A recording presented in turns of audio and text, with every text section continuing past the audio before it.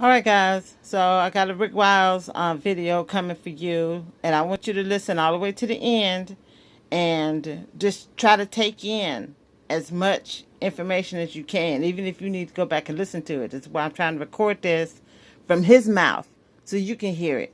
And what he's going to do at the end is encourage a president like Trump to pull us further into the beast system. So, here.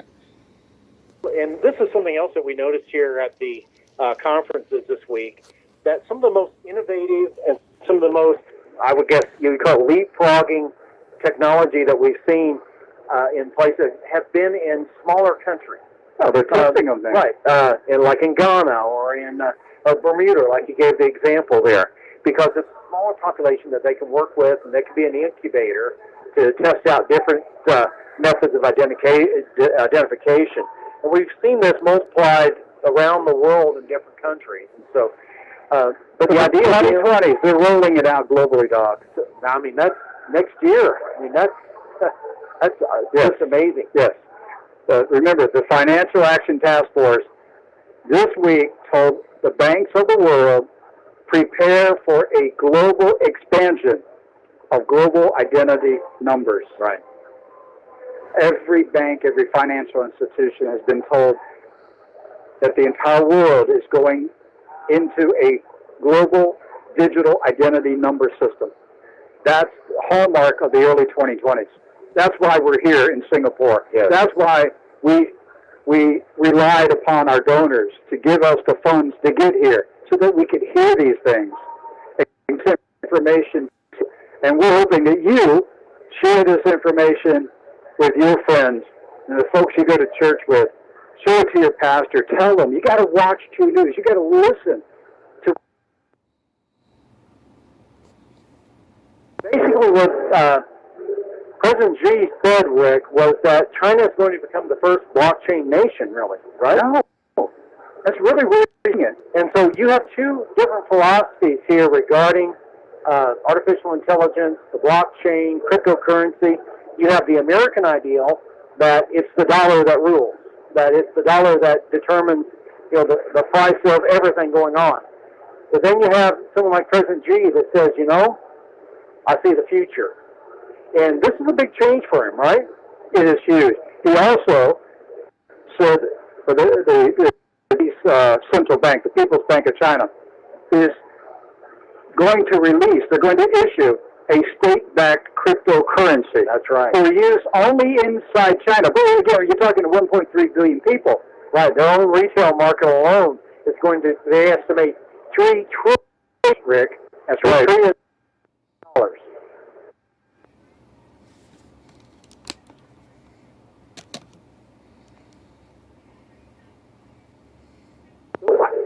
Two things that's driving them to do this: SWIFT and chips. And they spoke about the SWIFT issue here in several of the sessions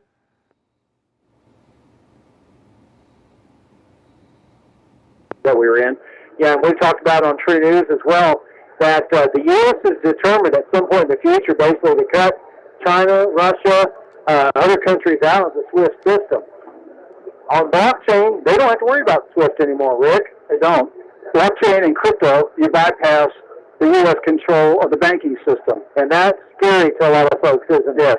But when you listen to the bankers from the West, here's some examples. Alan Greenspan, the former U.S. Federal Reserve banker, governor, he said he sees no purpose in central banks issuing cryptocurrencies. Another, the former, I forget his name, the Jean-Claude Trichet of European Central Bank, he's also very much against cryptocurrencies. Mark Carney, the current governor of the Bank of England, Right. he's got a different tune. He said a couple weeks ago in a speech that central banks around the world could issue a cryptocurrency that could change and replace the U.S. dollar as a global reserve currency. Right, and he did say that just a few weeks ago. I think in Aspen here, if you will. And the idea here, there's a push and a pull that's going on here in some of these sessions and conferences, Rick, between who really controls currency. Is it the people or is it the central banks? And that's at the heart of the discussion here, because when cryptocurrency first rolled out, it was the idea that there was a peer-to-peer currency was taking place. But what the developers of cryptocurrency have found out that just having a currency isn't as easy as you think it is, because there's so many factors at play, and there needs to be sort of management, the central authority set some type of value on that digital coinage.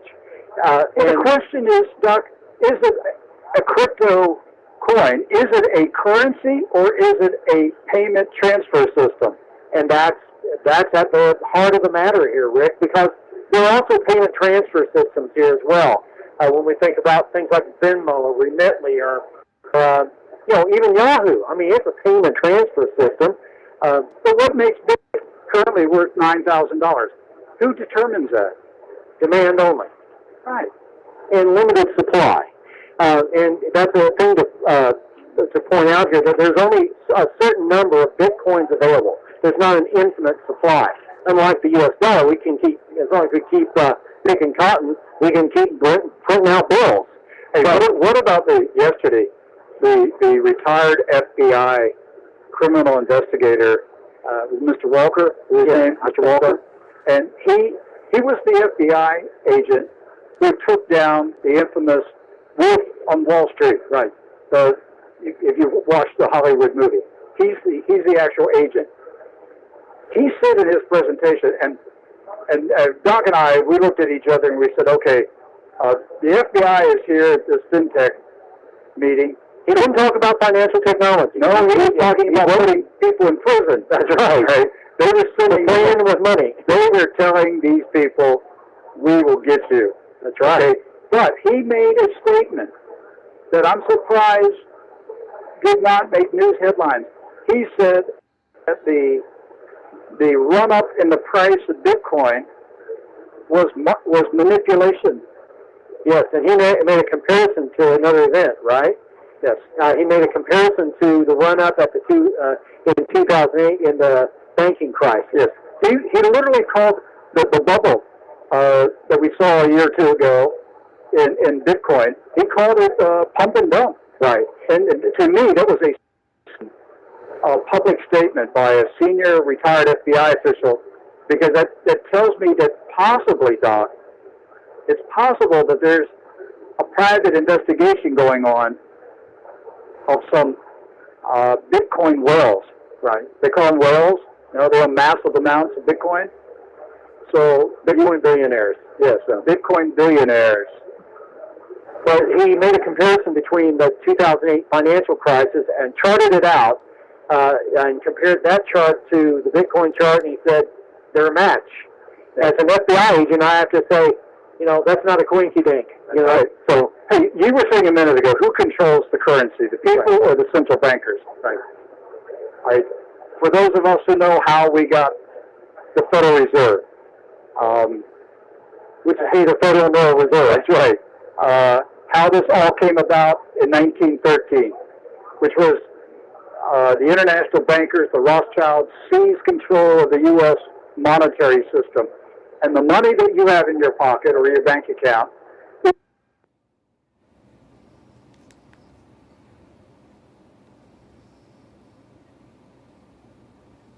not money that's issued by the U.S. Treasury. No, it says Federal Reserve note. You have an instrument of debt in your hands. Right. But it's not from the U.S. Treasury. So I was thinking today, if we had a really bold president,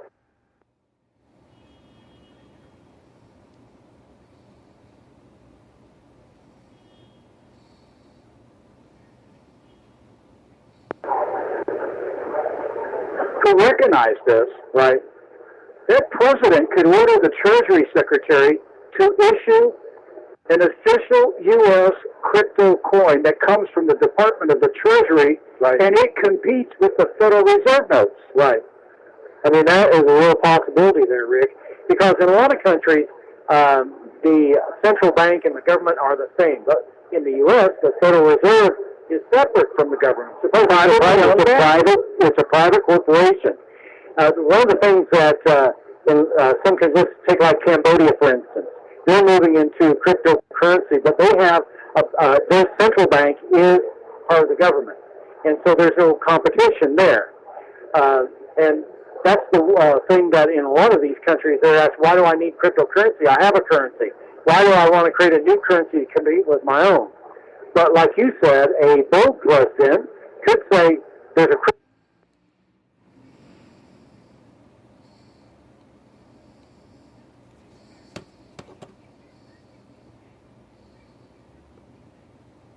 dollar now, and it's yours. It's your money.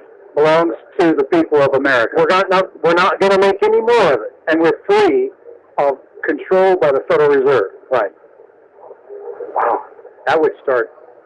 I wonder how long that president would live. Well, every time someone's messed with the Federal Reserve, they've had some issues, haven't they? They have.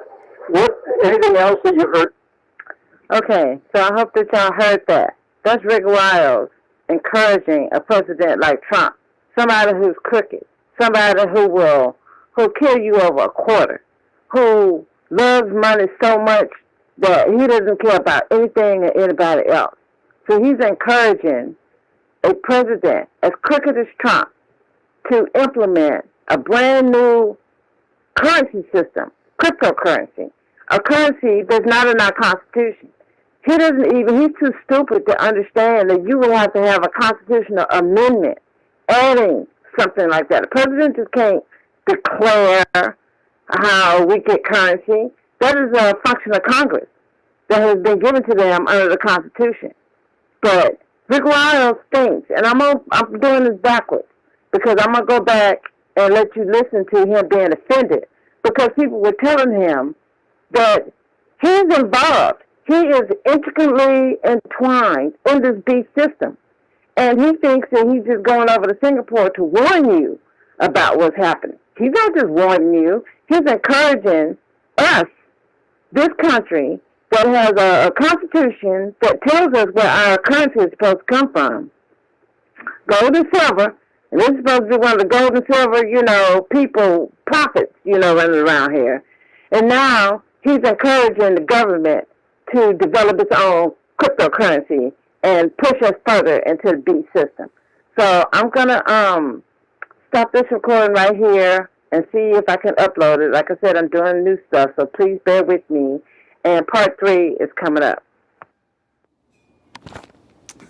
All right, so before I do part 3, just letting you know, too, that you'll hear it when Rick Wiles makes his little declaration that he's taking his newscasts out of YouTube, and he's making them unavailable even on Trunews.com.